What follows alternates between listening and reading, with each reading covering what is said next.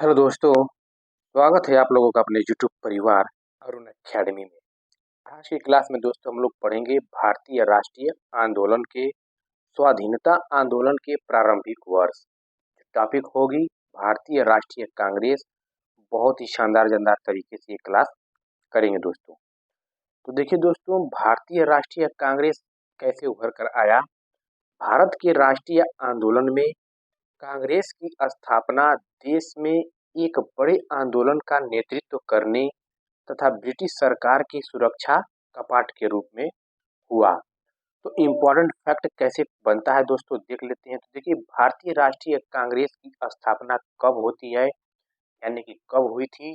तो इसकी स्थापना 28 दिसंबर 1885 की हुई थी और इसके संस्थापक कौन थे। तो एयो ह्यूम थे जो स्कॉटलैंड के थे। स्थान किस स्थान पे हुआ था ये भी पूछा जाता है। तो मुंबई के गोकुलदास तेजपाल संस्कृत विद्यालय में होता है। जो जब ये इसकी स्थापना होती है दोस्तों भारतीय राष्ट्रीय कांग्रेस के, तो ब्रिटेन के प्रधानमंत्री कौन थे ये भी डायरेक्ट क्वेश्चन पूछा गया है कि ब्रिटेन के प्रधानमंत्री कौन थे। तो ग्लैड एस्टन थे। और उस समय वायसराय कौन थे, यानी कि भारत के वायसराय कौन थे। तो लॉर्ड डफरिन थे। बहुत ही इंपॉर्टेंट फैक्ट है दोस्तों।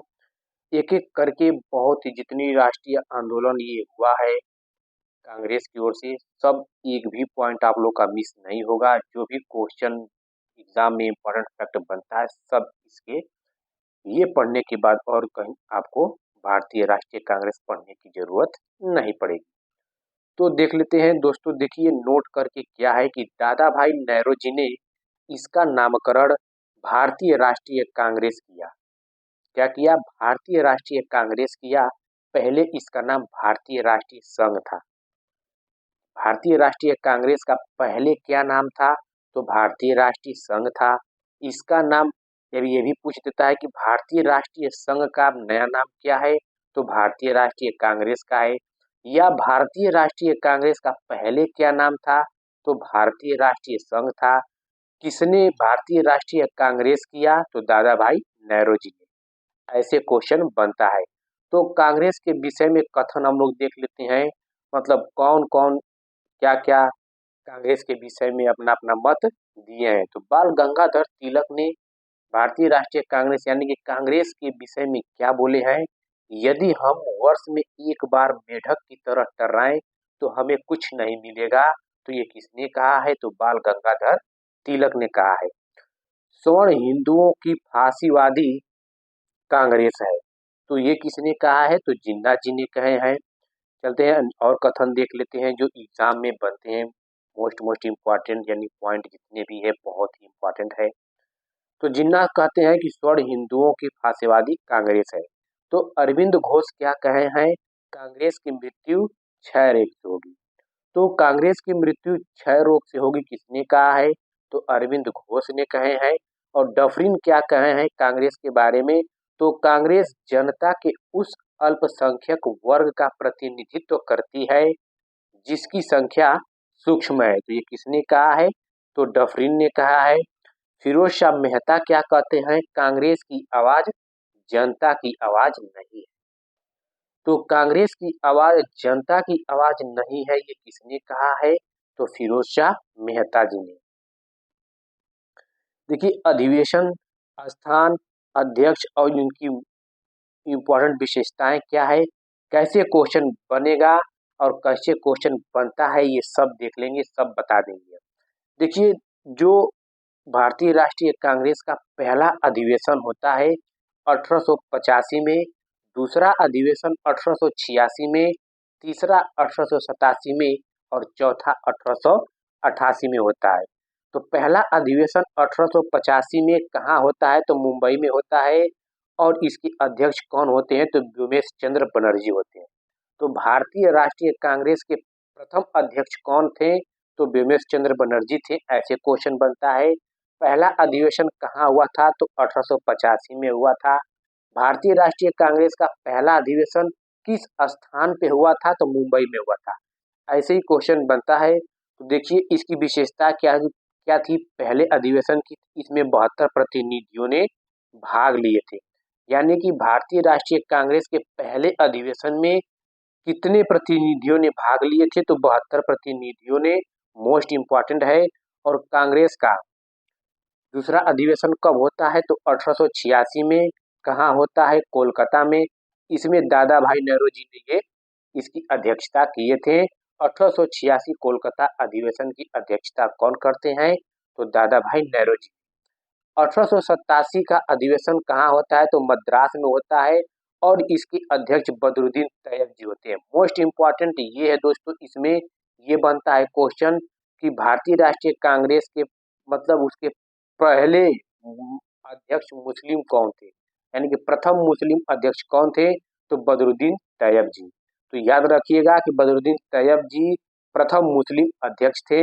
और 1888 में कहाँ होता है, 1888 कांग्रेस का अधिवेशन तो इलाहाबाद में होता है। इसके अध्यक्ष जॉर्ज यूले जो प्रथम अंग्रेज थे। ये भी पूछ देगा कि प्रथम अंग्रेज अध्यक्ष कौन थे भारतीय राष्ट्रीय कांग्रेस का, तो जॉर्ज यूले थे जो एक गैर भारतीय थे दोस्तों। 85, 86, 87, 88 याद रखिएगा, ये डायरेक्ट पूछ लेता है। अब देखते हैं मोस्ट इम्पॉर्टेंट कैसे कैसे क्वेश्चन और बनता है। देखिए 1896 का अधिवेशन कहाँ होता है, तो कोलकाता में होता है। इसके अध्यक्ष रहीमतुल्लाह सयानी करते हैं। और इसकी विशेषता क्या है, पहली बार वंदे मातरम गाया गया।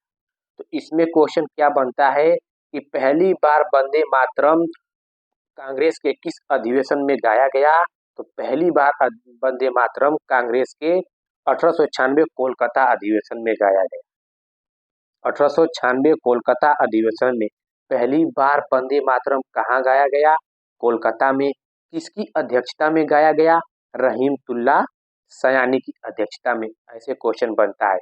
1905 का अधिवेशन कहाँ होता है, वाराणसी में होता है, जिसके अध्यक्ष गोपाल कृष्ण गोखले होते हैं। और इसमें बंगाल विभाजन की आलोचना होती है।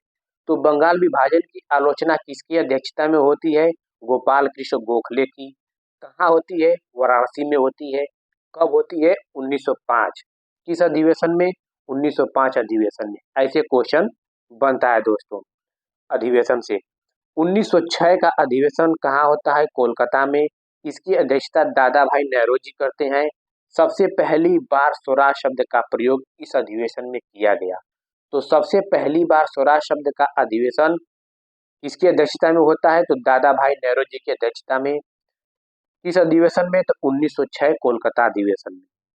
1907 ये मोस्ट इम्पॉर्टेंट है, इसको डबल स्टार बना लीजिए।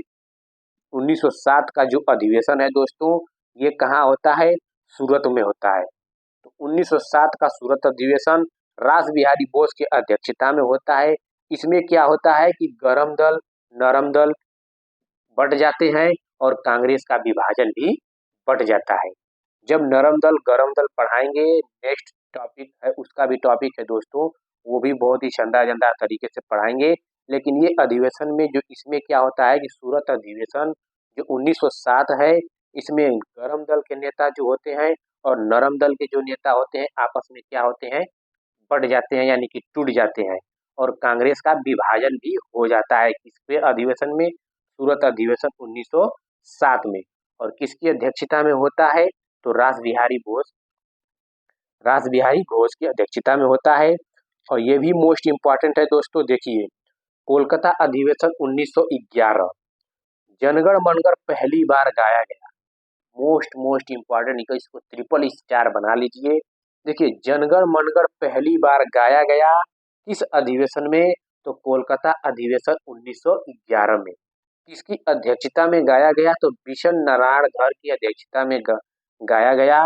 जनगण मनगढ़ को पहली बार गाया, देखिए जनगण मनगढ़ को पहली बार कहाँ गाया गया, कोलकाता में, ये भी याद रखिएगा। और वंदे मातरम को पहली बार कहाँ गया, ये भी कोलकाता में, ये भी याद रखिएगा।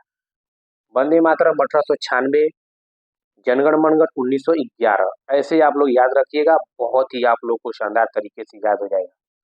देखिए 1916 का जो लखनऊ अधिवेशन होता है, इसमें क्या होता है कि कांग्रेस और मुस्लिम लीग आपस में समझौता कर लेते हैं और नरम दल गरम दल भी आपस में क्या होते हैं, मिल जाते हैं। किसमें टूटते हैं, किसमें बिलखते हैं, किसमें अपना मतलब अपने में कूटनीति कर लेते हैं, तो सूरत अधिवेशन। कब? 1907 वाला में, हम अभी जस्ट ऊपर बताए हैं। उसमें क्या होते हैं, 1907 में सूरत अधिवेशन में आपस में बट जाते हैं, टूट जाते हैं दोस्तों। और लखनऊ अधिवेशन 1916 में कांग्रेस और मुस्लिम लीग, नरम दल, गरम दल आपस में समझौता कर लेते हैं, हाथ मिला लेते हैं। किसकी अध्यक्षता में होता है ये? तो अंबिका चरण मजूमदार की अध्यक्षता में। 1917 का कोलकाता अधिवेशन, ये एनी बेसेंट अध्यक्ष होती हैं इसकी। इसमें क्या है कि कांग्रेस की पहली महिला अध्यक्षा। तो ये भी क्वेश्चन बहुत ही इम्पोर्टेंट है, क्योंकि इसमें पूछता है कि कांग्रेस की पहली महिला अध्यक्ष कौन थी? तो एनी बेसेंट थी, कोलकाता अधिवेशन 1917 में। और ये बेलगांव अधिवेशन 1924, ये तो और इम्पोर्टेंट है, क्योंकि महात्मा गांधी जी ने, यही एक ऐसा अधिवेशन था कि एकमात्र अधिवेशन जिसमें गांधी जी अध्यक्ष बने थे। जितने भी अधिवेशन हुआ कोलकाता या कानपुर, लखनऊ, कहीं भी, तो सिर्फ और सिर्फ महात्मा गांधी ने बेलगांव अधिवेशन का 1924 में एकमात्र अधिवेशन जिसमें किए, जिसकी अध्यक्षता बने। तो बेलगांव कहाँ बनता है दोस्तों? ये कर्नाटक में पड़ता है। 1925 कानपुर अधिवेशन, सरोजिनी नायडू, ये भी इम्पोर्टेंट है, क्योंकि प्रथम भारतीय महिला अध्यक्ष। जब कांग्रेस की पहली महिला अध्यक्ष पूछेगा, सिर्फ और सिर्फ पहली महिला अध्यक्ष, तो एनी बेसेंट के पास जाएंगे। और जब प्रथम भारतीय महिला पूछ देगा तो सरोजिनी नायडू के पास जाएंगे। याद रखिएगा, ये प्रथम भारतीय महिला अध्यक्ष सरोजिनी नायडू बनती हैं, कानपुर अधिवेशन 1925। और ये 1929 लाहौर अधिवेशन जवाहरलाल नेहरू की अध्यक्षता में होता है, और पूर्ण स्वराज की मांग होती है किसमें? लाहौर अधिवेशन 1929 में। तो क्वेश्चन कैसे बनता है कि पूर्ण स्वराज की मांग किस अधिवेशन में की गई थी? तो लाहौर अधिवेशन 1929 में की गई थी। पूर्ण स्वराज की मांग की अध्यक्षता किसने की थी? तो जवाहरलाल नेहरू ने। ऐसे क्वेश्चन बनता है। नेक्स्ट क्वेश्चन देखिए दोस्तों, कराची अधिवेशन 1931। क्या कराची अधिवेशन 1931, इसकी अध्यक्षता कौन करते हैं? वल्लभ भाई पटेल। और इसमें मौलिक अधिकार प्रस्ताव पारित होता है। तो मौलिक अधिकार प्रस्ताव पारित किस अधिवेशन में होता है? तो कराची अधिवेशन 1931। किसकी अध्यक्षता में? वल्लभ भाई पटेल की अध्यक्षता में। 1937 का अधिवेशन फैजपुर में होता है, जिसकी अध्यक्षता जवाहरलाल नेहरू करते हैं। यह फर्स्ट अधिवेशन जो होता है ये गांव में पहला प्रथम पूछ देगा कि गांव में प्रथम गांव में अधिवेशन कहाँ होता है या किसने किए? तो फैजपुर अधिवेशन 1937 जवाहरलाल नेहरू की अध्यक्षता में। 1938 हरिपुरा अधिवेशन। क्या? 1938 हरिपुरा अधिवेशन की अध्यक्षता सुभाष चंद्र बोस करते हैं। इसमें राष्ट्रीय नियोजन पारित होता है दोस्तों। और 1939 त्रिपुरी अधिवेशन, ये है त्रिपुरी अधिवेशन, जिसकी अध्यक्षता सुभाष चंद्र बोस और राजेंद्र प्रसाद करते हैं। इसमें क्या होता है कि इसमें चुनाव होता है, तो सुभाष चंद्र बोस और महात्मा गांधी की तरफ से एक आते हैं पट्टाभी, जो सीतारमैया होते हैं, वो चुनाव लड़ते हैं गांधी जी की तरफ से। तो सुभाष चंद्र बोस जीत जाते हैं, तो गांधी जी क्या होते हैं कि तो उस टाइम तो ये अध्यक्ष बन गए, तो गांधी जी नाराज हो जाते हैं। तो फिर उसने क्या त्याग पत्र दे दिए, मतलब इस्तीफा दे दिए अध्यक्षता के पद से सुभाष चंद्र बोस जी। तो राजेंद्र प्रसाद बन जाते हैं। तो वो पूछेगा एकमात्र वो कौन सा अधिवेशन है जिनमें दो लोगों ने अध्यक्षता की? तो वो त्रिपुरी अधिवेशन 1939 है, जिसमें सुभाष चंद्र बोस और राजेंद्र प्रसाद। तो पहले तो सुभाष चंद्र बोस बनते हैं, फिर ये इस्तीफा दे देते हैं, तो राजेंद्र प्रसाद फिर बनते हैं। अब देखिए दोस्तों, 1940 का रामगढ़ अधिवेशन और 1946 का मेरठ अधिवेशन। तो 1940 का रामगढ़ अधिवेशन में क्या होता है कि मौलाना अबुल कलाम आजाद की अध्यक्षता में ये अधिवेशन होता है, और ये लगातार 6 वर्षों तक अध्यक्ष के पद पे रहे। कौन? मौलाना अबुल कलाम आजाद। 1946 मेरठ अधिवेशन, इसकी अध्यक्षता आचार्य जेबी कृपलानी। जब पूछ देगा कि आजादी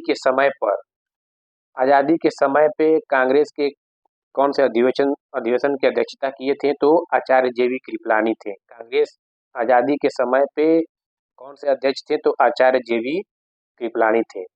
और 1946 मेरठ अधिवेशन की अध्यक्षता किए थे। नोट करके देख लीजिए, सबसे कम उम्र के अध्यक्ष मौलाना अबुल कलाम आजाद थे और सबसे ज्यादा वर्ष तक यही अध्यक्ष भी रहे। क्वेश्चन ये कई बार ट्रेंड किया हुआ है प्रश्न कि वह कौन सी व्यक्ति हैं जो सबसे कम उम्र के अध्यक्ष बने थे? तो मौलाना अबुल कलाम आजाद। और वह व्यक्ति कौन है जो सबसे ज्यादा कांग्रेस की अध्यक्षता किए थे? तो मौलाना अबुल कलाम आजाद। आई होप दोस्तों आप लोगों को वीडियो अच्छा लगा हो। अगर अच्छा लगा हो तो चैनल को लाइक, सब्सक्राइब, शेयर, कमेंट कर दीजिए, जिससे हमें भी मोटिवेट मिलता रहे। और हाँ दोस्तों, आप लोगों के लिए ऐसे ही कंटेंट कम समय में अच्छा टॉपिक लेकर आते रहें। ठीक है दोस्तों, आप लोग का बहुत बहुत धन्यवाद।